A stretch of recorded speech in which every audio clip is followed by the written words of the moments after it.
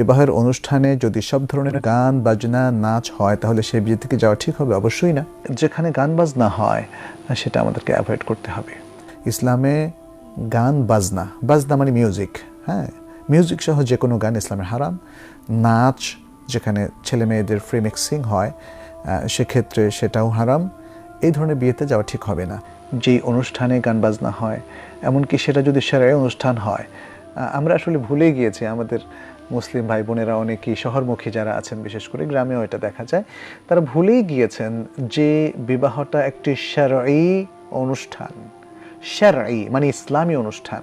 তবে হ্যাঁ, বিয়ের দিন তো লিমিটেড এবং রেস্ট্রিক্টেড আনন্দ করা যায় যদি মেয়েরা মেয়েদের মধ্যে বাজনা ছাড়া শালীন সুন্দর কোনো আবৃত্তি কিংবা কোনো গান পরিবেশন করে, এবং ছেলেরা ছেলেদের মধ্যে কিংবা তারা শালীনতার মধ্য দিয়ে হয়তো একটু শরীর হেলালো কিন্তু তাদের পর্দা পশিদা সবই মেনটেন করা হলো, তাহলে এইটা শরীয়তে একদম নিষিদ্ধ নয়।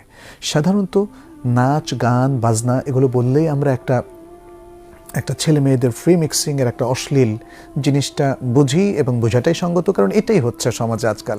কারণ আজকাল তো ইউরোপ আমেরিকাতে এখন বিয়েই নেই, বিয়েটা জরুরিও না, বিয়ে ছাড়া সেখানে আইনিভাবে জীবনযাপন করা যায়, সন্তান নেওয়া যায় ইত্যাদি সব কিছু।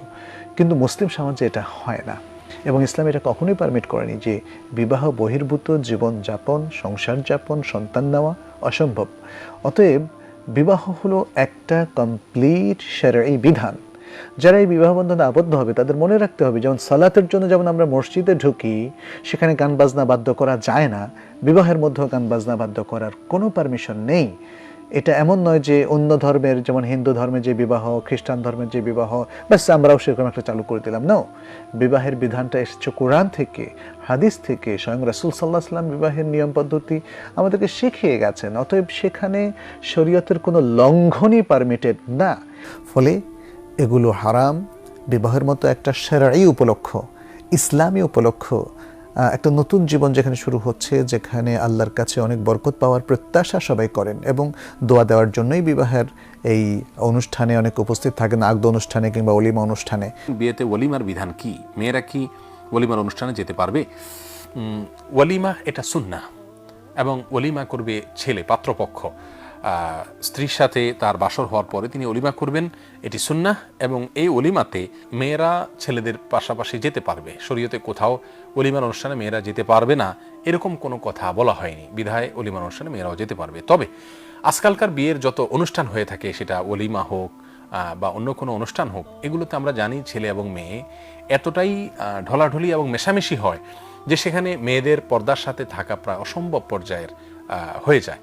এরকম পরিস্থিতি যেহেতু বেশিরভাগ ক্ষেত্রে হয়, সেজন্য পর্দার বিধান যদি লঙ্ঘিত হবে এবং গান বাজনা হয় অনেক জায়গাতে, বিধায় আমার কানের গুনাহ হবে, এরকম আশঙ্কা আমরা প্রায় নিশ্চিত হই, তাহলে সেক্ষেত্রে কিন্তু নারী নয়, শুধু পুরুষের জন্য এরকম বিবাহের অনুষ্ঠানকে অ্যাভয়েড করা উচিত, জায়েজ নেই। আর নারীদের জন্য যদি পর্দার সমস্যা হয় তাহলে সেক্ষেত্রে স্পেশালি তাদের জন্য সেখানে যাওয়া জায়েজ নয়। আর যদি না থাকে তাহলে ওলিমাতে তারা যেতে পারবে। ফলে সেখানে আসলে আল্লাহর নাফরমানি হয় এমন কিছু করাটা মোটেই অ্যালাউড না।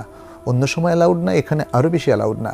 বিবাহ যেহেতু একটি শরঈ উপলক্ষ, দ্বীনি উপলক্ষ, অতএব সেখানে দ্বীনের সমস্ত দিক নির্দেশনা মেনে চলা উচিত। আদারওয়াইজ সেই বিবাহের মধ্যে আল্লাহর অভিসম্পাত হবে, লাআনাত হবে, এবং এই বিবাহের পাত্রপক্ষ পাত্রীপক্ষ তারা সুখী হতে পারবে না, আল্লাহর কোনো বরকতই থাকবে না। যেহেতু বিবাহের এই মানে প্রাথমিক অনুষ্ঠানগুলোতেই সে আল্লাহর নাফরমানি করছে, অবাধ্যতা করছে, কিভাবে তারা আল্লাহর পক্ষ থেকে বরকত পেতে পারে? তাহলে বরকত থেকে দূরে থাকা, বরং পাপযুক্ত বা পাপের অনুষ্ঠানে আসলে যোগদান করা, এটা আমাদের জন্য উচিত নয়। এবং সেখানে কেউ দোয়া দিলেও সেই দোয়া গ্রহণযোগ্য হবে না, যেহেতু পাপের কাজে কোনো দোয়া কবুল হয়।